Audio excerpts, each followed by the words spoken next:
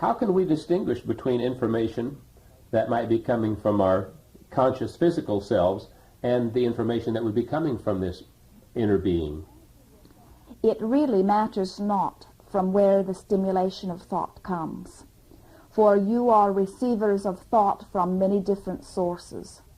What is important is what you do with it when you receive it. What is of greatest value is that once you recognize you have received it, that you understand the appropriateness of it or the inappropriateness of it as it relates to you. And you do that by knowing or noting the way that you feel as you receive that stimulation of thought. I can see that clearly if it's information I'm purely planning to use for my own personal experience, but if it was something I was wanting to pass on or to teach to others or to write books about, is there any way that I could know if the information coming through me is clear as opposed to it being colored by my own physical beliefs and the experiences that I've had and the intentions that I carry?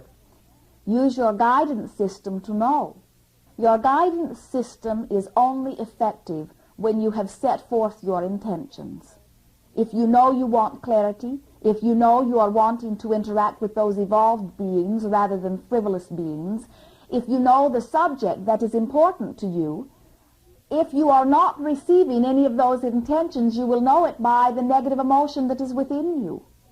As you are asking a question, perhaps of your inner being, and waiting for an answer, sometimes it is difficult to know if you are receiving the answer from your inner being or if you are transmitting the answer to yourself from your own conscious mechanism. And here is a process that will assist you somewhat in knowing the difference.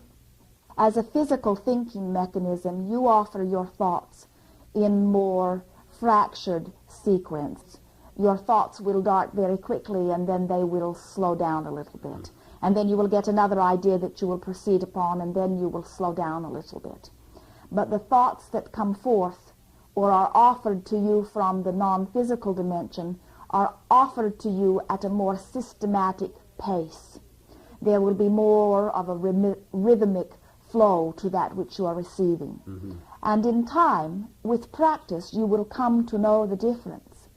When Esther speaks for Abraham, she senses a sort of energy flow that pulses through her as we are offering our words, and so she is knowing. But we will tell you something else. Even with all of the years that we have been speaking through her, all of the hours that we have conversed back and forth in dialogue as we are with you at this time, when Esther is talking to Abraham in her own mind, she has more trouble moving back and forth than when she is sitting here absolutely in the mode of Abraham. It would be advantage to any of you who are wanting to speak with the inner world to pose all of your questions, to write them all down, to shout them to the universe, and then to go into the mode of receiving where you can receive systematically for a period of time. For the switching back and forth to the physical perspective and the non-physical perspective is difficult even for the best. By the best we mean the most practiced.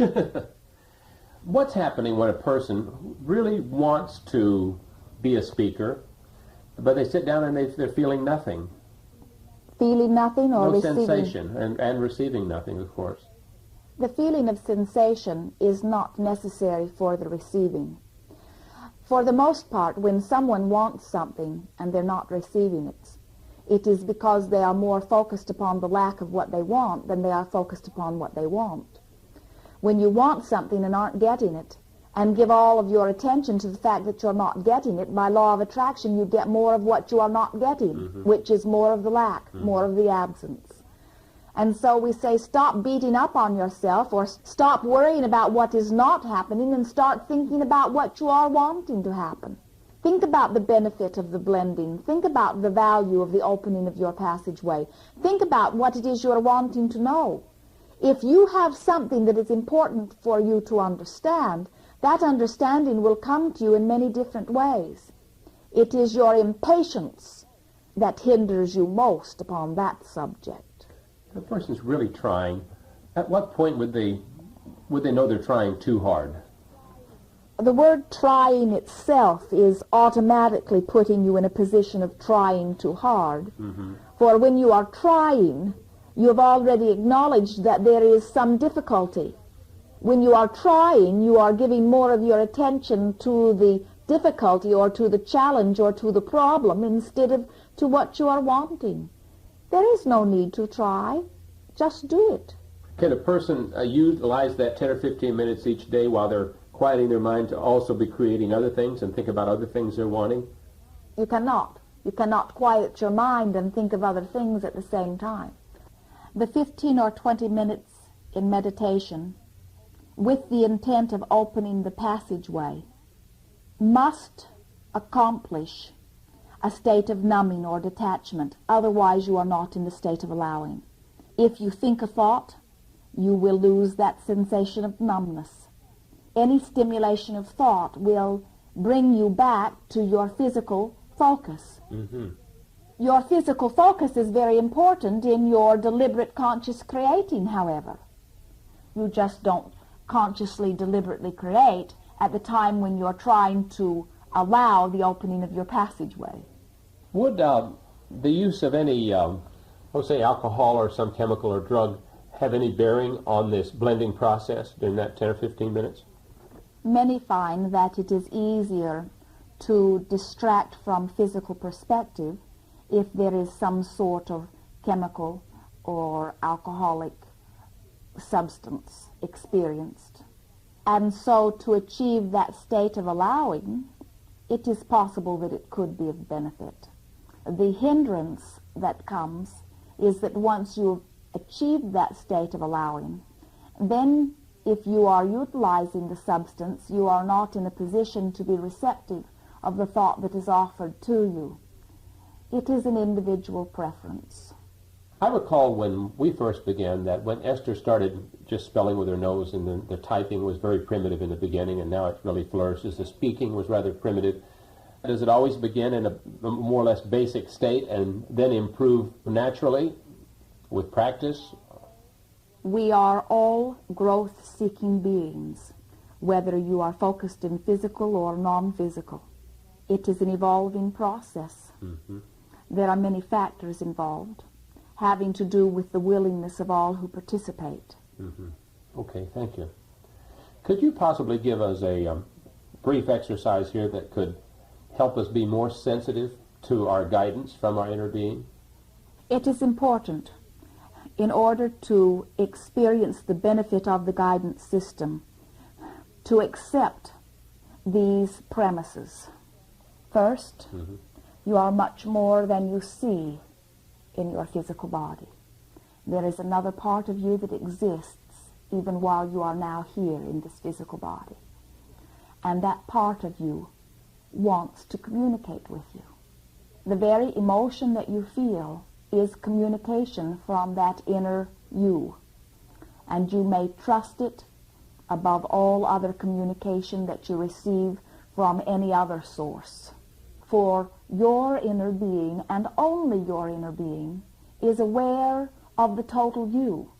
Your inner being, and only your inner being, is aware of the beliefs that you now hold. Your inner being, and only your inner being, is aware of the intentions that you now hold.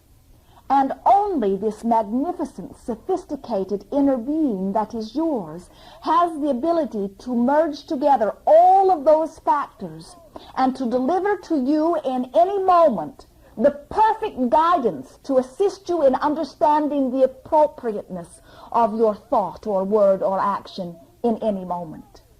In short, there is nothing else anywhere. There is not a set of rules. There are not a stack of books.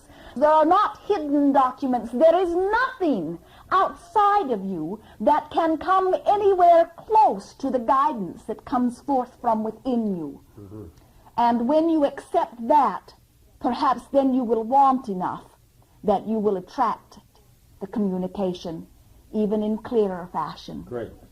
You may reach the place where you not only feel with emotion, but you know why you're feeling what you are feeling.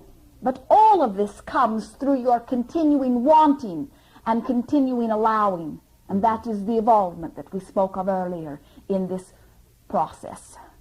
I noticed that you seem to differentiate between emotions and feelings, whereas we often use the words interchangeably. How do you see the difference? Actually, we are using the words interchangeably. We use the word feeling for emphasis at times because we are wanting to remind you that your emotions are a feeling process more than they are a thinking process. Good. It is a very good way for your inner being to communicate with you, for as you are thinking another thought, if your inner being transmits a thought, you may not receive it, for you cannot transmit and receive at the same time. But you can transmit a thought and receive a feeling at the same time, you see. And so it was a good agreement.